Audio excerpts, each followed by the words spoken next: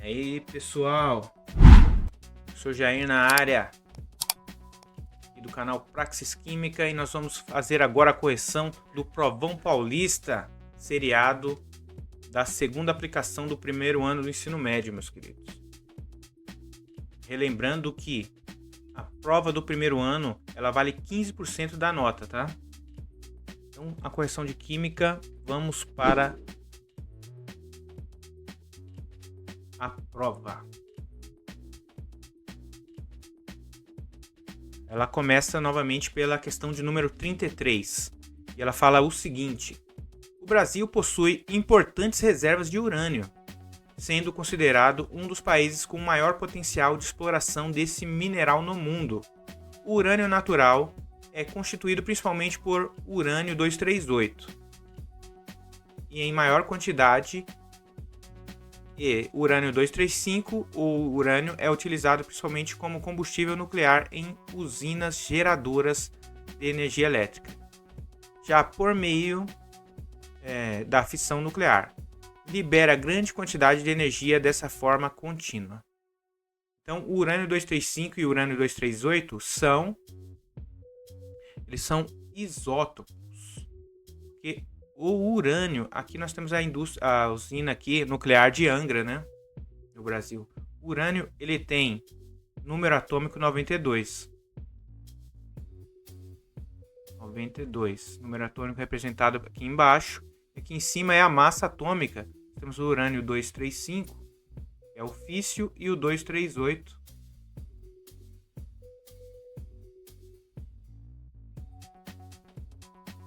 Aí eles são o que a gente chama de isótopos.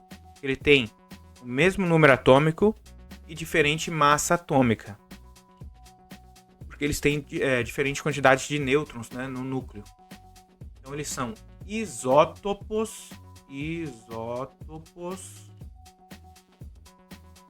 pois tem a mesma, vai ter aqui, ó, quantidade de prótons, mas só que quantidade de prótons. Então, isótopos, eu já tiro aqui o isóbaros e isóbaros aqui. O que é isóbaro? É a mesma massa, né? Se ele tivesse aqui a mesma massa, 235 e 235. E aqui o número atômico diferente, 92 e 90. Que é o tório, né? Aí ele seria isóbaros, tem a mesma massa, 235, mas número atômico diferente, né? Mas não é o caso aqui. Então eles são isótopos e tem a mesma quantidade de prótons, que é a alternativa C. Quantidade de nêutrons não, massa atômica não. Então alternativa C, uma questãozinha aí de semelhanças atômicas, né? Bem tranquila.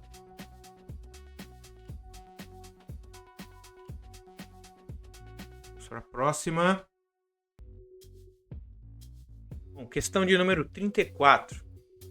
Pesquisadores de diversas universidades têm divulgado resultados de projetos que usam a queima de velas de parafina para a produção de nanopartículas contendo íons metálicos impregnados na fuligem resultantes da queima da vela.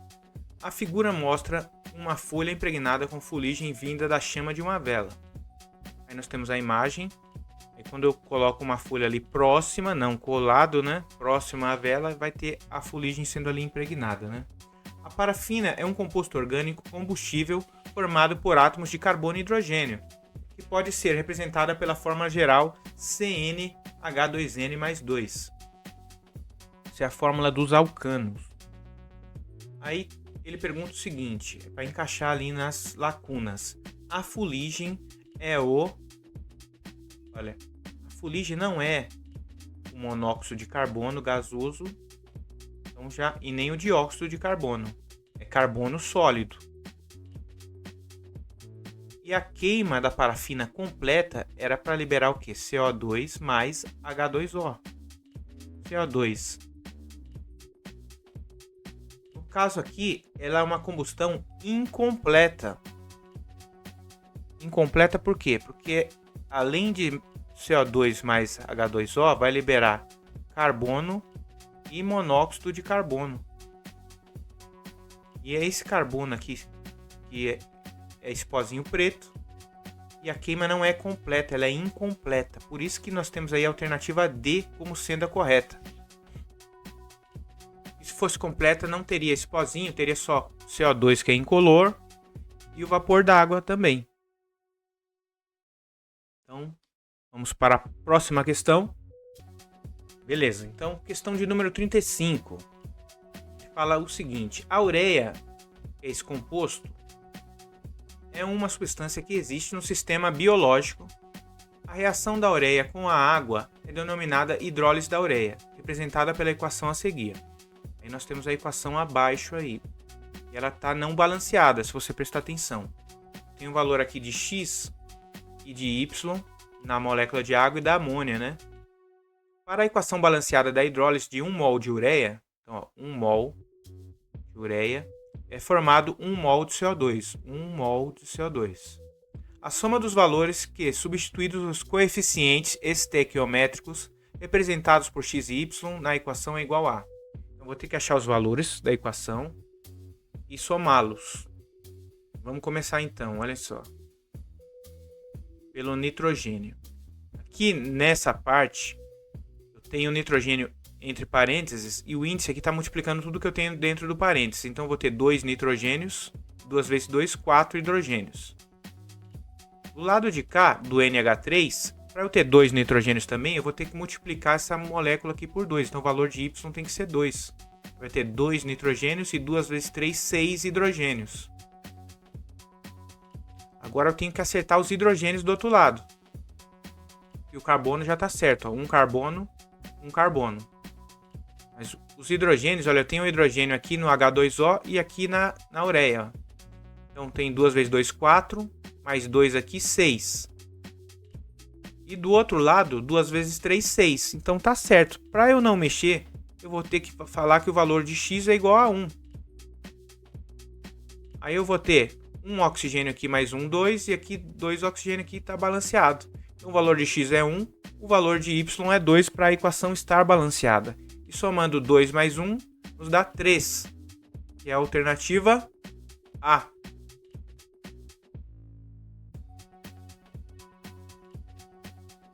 Então, vamos para a próxima. Agora a questão de número 36. A prova está bem fácil, tá? Relativamente fácil, tá? Adoçantes artificiais são substâncias químicas que têm sabor doce e empregados para adoçar bebidas e comidas. Uma dessas substâncias é o aspartame, comercializado em sachês. Para adoçar uma xícara de café, adiciona-se um sachê que contém 1 grama de aspartame. O volume final do café adoçado é 50 ml. Considerando-se que 1 litro corresponde a 1000 ml, a concentração de aspartame em gramas por litro nessa xícara adoçado é igual a... Aqui ele me fala que tem 50 ml. Tem que passar ml para litro ou vice-versa. Mas então, olha só. A concentração aqui é 1 grama por 50 ml. Se eu passar para grama por litro, tem que passar ml para litro. ml, 50 ml é igual a 0,05 litro. Só dividir 50 por 1000 vai dar isso aqui, né? Aí beleza. Aí se eu fizer essa continha aqui, ó, 1 dividido por 0,05, aí fica complicado, né? Ficar fazendo essas contas de divisão com mais casas decimais. Dá pra gente fazer um truquezinho, gente. Olha, um velho truquezinho índio. Tá vendo que aqui, esse 1, eu tenho uma vírgula aqui depois do 1?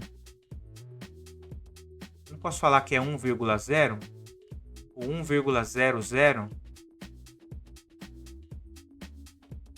Olha que legal. Agora,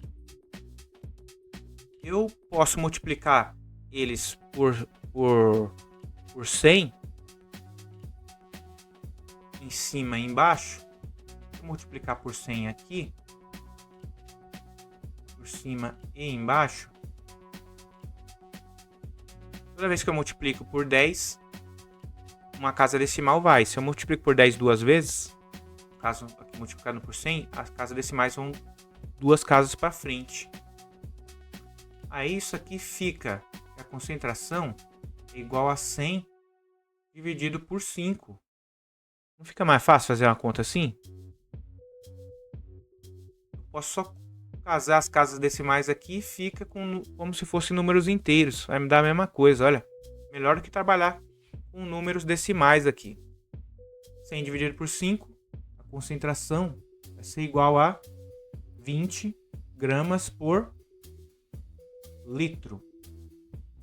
Aqui nós temos qual alternativa? C. Mas para isso, gente, a gente tem que exercitar essa parte matemática, essa parte de desenvolver o raciocínio matemático para facilitar a nossa vida. Eu posso fazer a conta com número decimal ou eu posso fazer esses artifícios aqui, enxergar dessa forma e fazer uma conta bem mais fácil. 20 gramas por litro. Aí nós temos esse enunciado aqui que vai servir para duas questões, para 37 e para 39. Ele fala o seguinte: o calcário calcítico é constituído principalmente por carbonato de cálcio, que é esse CaCO3, um composto químico abundante nas rochas calcárias para sua utilização industrial. O mineral passa por etapas de beneficiamento que visam a separação das impurezas. Porque não vai ter só carbonato de cálcio, vai ter outras substâncias misturadas ali no mineral. Então eu tenho que retirar as impurezas para pegar só o carbonato de cálcio. Aqui a gente vê bem, ó. Aqui eu tenho nessa parte da imagem aqui o mineral e aqui é o carbonato de cálcio, já separado bonitinho. Olha que legal. Esse pozinho branco. Eu tenho. O carbonato de cálcio possui ampla aplicação em diferentes setores, como a indústria, nas indústrias farmacêuticas, de tintas, de polímeros e na siderurgia. Além disso, é a matéria-prima para a produção de cal, óxido de cálcio, massa molar 56 gramas por mol. Então, ó, a massa molar do óxido de cálcio é 56 gramas por mol. E o carbonato de cálcio é 100 gramas por mol. Então, do CaCO3, ele vai ter 100 gramas por mol. E a formulinha é essa daqui, ó. A decomposição térmica aqui do carbonato de cálcio transforma em óxido de cálcio e CO2. Vamos ver quais são as perguntas. O que eles falam nas perguntas, ó. Bom, então, questão de número 37, meus queridos. Ela fala o seguinte, ó, considerando 1000 quilos de rocha calcária com 50%, aí ele facilitou nossos cálculos. Então, vai ser 500 quilos do carbonato de cálcio, o resto vai ser o resíduo que vai ser descartado. Admitindo o rendimento de 100%, tanto na etapa de separação quanto na decomposição térmica, a massa máxima de cal pode ser obtida ele forneceu os dados lá, né? Ele falou que o carbonato CaCO3 é 100 gramas por mol. E do CaO é 56 gramas por mol. Tá, mas e daí? Daí que ele tem aqui 50% de 1000 quilos, né? De carbonato de cálcio, então é 500 quilos. Aí, gramas por mol por gramas por mol, quilo, embaixo aqui é quilo por quilo. Então aqui vai dar em quilo o resultado. Aí a gente faz o quê? Uma regra de 3 simples aqui, ó. 500 vezes 56. 500 vezes 56 é igual 100 vezes x. Aí fazendo a multiplicação rapidinho aqui, ó, 500 vezes 56, 6 vezes 0, 0, 6 6 vezes 5, 30. 5 vezes 0, 0, 0. Daqui dá 25. Aí aqui dá 0, 0, 0, 8, 2. 28 mil. Então, isso aqui vai nos dar x é igual a 28 mil dividido por 100. Aí corta um 0, corta um 0, corta um 0, corta um 0. 280 dividido por 1, x é igual a 280 quilos. Que é a alternativa B. Bem fácil, né? Questão de número 38. De acordo com o seu grupo na tabela periódica, qual a classificação do elemento metálico presente na cal? E o tipo de ligações que ele faz nesse composto. Então vamos lá, ó. Olha só, na cal, não no carbonato. Na cal é o CaO. Lembrando que o Ca ele está na segunda coluna da tabela periódica. Então nós temos uma tabelinha periódica lá. Vou desenhar uma aqui rapidinho. O cálcio está mais ou menos aqui, ó. Está na segunda coluna, ou grupo aqui, ó, família, né? Então ele é um metal. E o oxigênio está na coluna 17 aqui, ó. Ele é um não metal da tabela periódica. Então a ligação entre o metal e o não metal é um tipo de ligação que a gente chama de ligação iônica, né?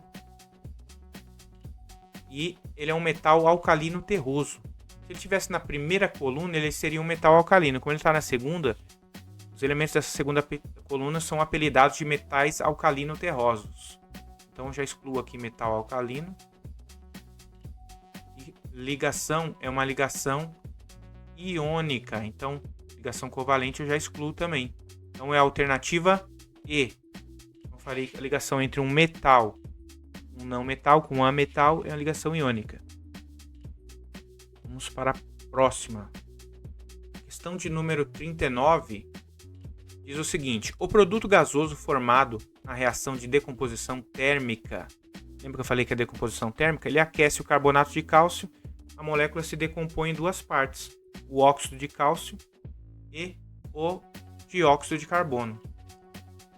A decomposição térmica do carbonato de cálcio pertence à função inorgânica. Então vamos lá, vamos colocar a fórmula química aqui, ó. Carbonato CaCO3.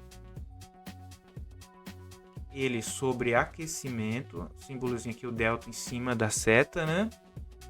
Ele vai se transformar em CaO, óxido de cálcio, mais CO2.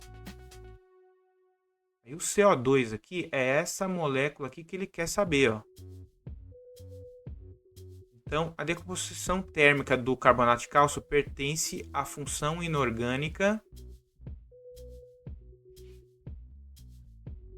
que é o produto gasoso, que aqui é um sólido, ó. Aqui é um sólido e aqui é um gás.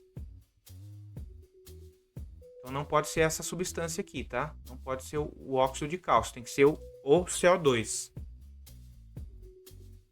Então não é um ácido. Ele é um óxido e a sua molécula é uma molécula linear. Por quê? Porque olha só, ele tem um carbono, tem 2 oxigênios. E como o carbono e o oxigênio são não metais, eles formam uma ligação covalente. E se a gente for ver os pares de elétrons aqui, vai ter uma repulsão e não vai formar uma molécula angular igual à água. A água é uma molécula angular, né? Formar uma molécula linear, diferente da água. A água forma-se H2O, oxigênio, e o hidrogênio. É uma molécula linear, ou angular, perdão. No caso aqui do CO2, não. É um óxido e sua molécula é linear. Então a alternativa A, sendo a correta. Beleza? Por quê? Porque tem uma repulsão aqui, repulsão desse lado aqui, repulsão desse lado, então elas ficam retinhas. Aqui porque ela é angular? Porque tem pares de elétrons aqui do oxigênio. E fazem com que os hidrogênios aqui tenham uma repulsão também. Por isso que forma-se esse ângulo aqui. Então vamos para a próxima. Questão de número 40. O quadro a seguir apresenta algumas transformações de substâncias em ciclos biogeoquímicos. Lembrando que ciclo biogeoquímico é a circulação dos elementos químicos nos seus diferentes estados físicos, suas interações químicas no ambiente e com os organismos vivos também. Tanto ela, a biologia, os seres vivos, a geografia, então o ambiente, o relevo, o clima e as reações químicas.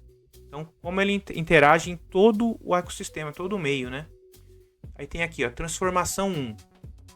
Descrição. Transformação de CO2 e água em glicose e oxigênio. Isso aqui é o quê? Fotossíntese, né? 2. Transformação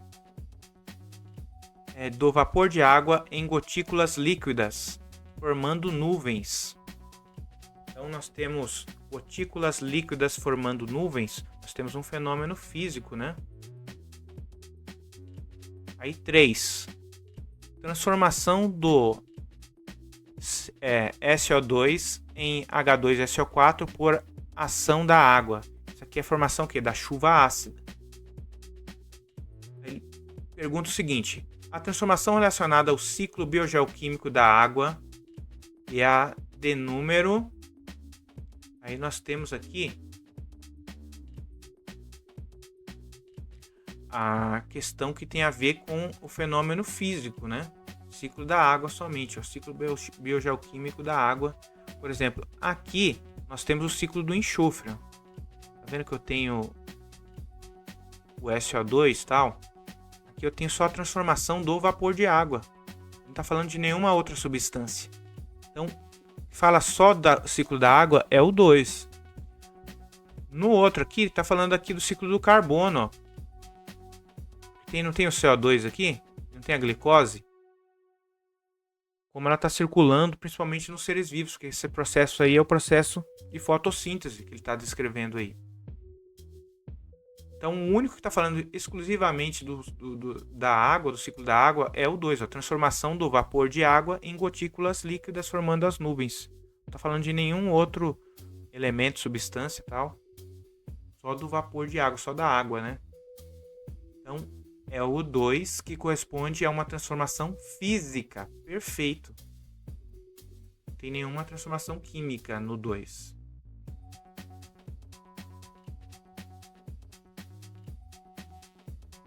E ficamos por aqui, olha lá. Aí foi todo mundo para a biblioteca. Aí professor Jair no multiverso. Olha esse. Professor Jair de tudo quanto é jeito. Engenheiro, médico, cientista. Lá tem até professor, tem até militar. Olha que maravilha. Por que eu coloco a imagem naquele estilo ali no final? Porque não adianta. Você pode ter o melhor professor, meus queridos. O melhor professor, explicar direitinho. Você entender tudo. Se você não faz exercício, você não tem como aprender. Entender é diferente de aprender. Entender é quando você consegue assimilar aquele conteúdo e lembrar daquele conteúdo depois. Aí você aprendeu. Tá? E somente fazendo exercício que você consegue realmente aprender algo, tá? Então, se gostou, deixa um like aí, se inscreva no canal, beleza? Então até a próxima correção da prova paulista, que nós vamos ver agora o segundo ano. Tchau, tchau.